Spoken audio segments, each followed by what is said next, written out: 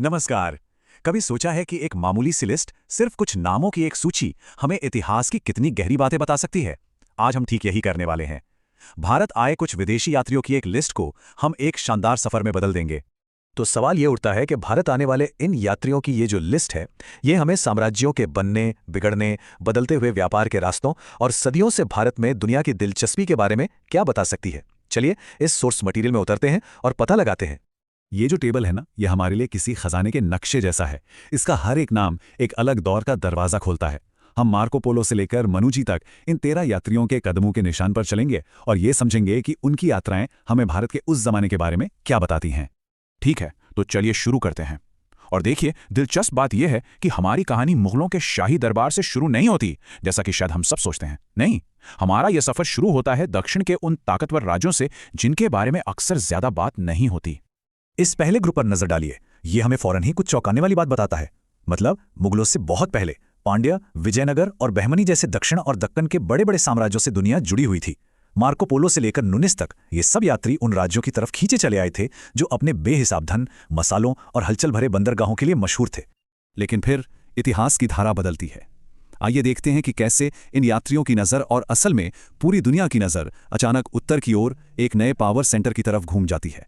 ये टाइमलाइन इस बदलाव को बिल्कुल साफ साफ दिखाती है। हम पांड्यों के समुद्री व्यापार से तुगलकों की दिल्ली सल्तनत तक और फिर विजयनगर की शानो शौकत तक का सफर देखते हैं। लेकिन आखिरकार असली गुरुत्वाकर्षण का केंद्र उत्तर में मुगल साम्राज्य के उदय के साथ ही स्थापित हो जाता है। और यहाँ ये लोग आते हैं।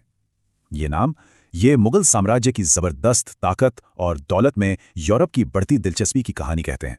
Ralph Fitch, William Hawkins, Thomas Roe, Peter मुंडी, ये सिर्फ घूमने नहीं आए थे। ये सौदागर थे, राजदूत थे और कुछ तो जासूस भी थे। सब के सब उस सल्तनत का एक हिस्सा चाहते थे जिसके बारे में कहा जाता था कि वहां की सड़कें सोने से बनी हैं। और देखिए, ये बात बहुत जरूरी है। ये सिर्फ यात्रा की कहानियां नहीं थीं। ये किस्से यूरोप में बेस्ट सेलर बन गए थे।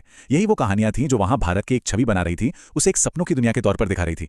इन यात्रियों के शब्दों ने मुगल दरबार की शान, उसकी दौलत और उसकी पेचीदगियों की एक ऐसी तस्वीर पेश की जिसने पीढ़ियों तक यूरोप के लोगों को अपनी तरफ खींचे रखा। अब हमारी इस लिस्ट में एक बहुत ही, कह सकते हैं, अजीब सा पैटर्न उभर कर आता है। एक ऐसा वक्त जब भारत दुनिया के लिए एक चुंबक जैसा बन गया था और एक ही समय में यहां यात्रियों का एक हुजूम सा उमड़ पड़ा। हमारी लिस्ट में एक शासक बाकियों से बिल्कुल अलग दिखाई देता है, जिसने विदेश से आने वालों को बड़ी तादाद में अपनी ओर खींचा। तो ये डेटा क्या बताता है कि वो शासक कौन था और ऐसा क्या था उनके शासनकाल में कि दुनिया भर की नजरें उन पर टिक गई? और जवाब है 3।